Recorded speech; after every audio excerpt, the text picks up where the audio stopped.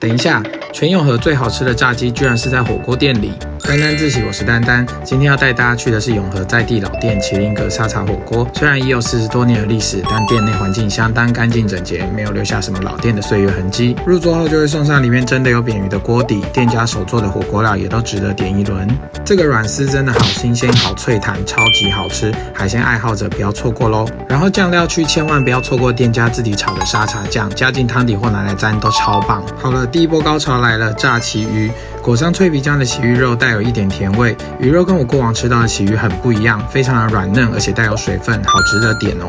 每周必点的炸鸡翅怎么能少呢？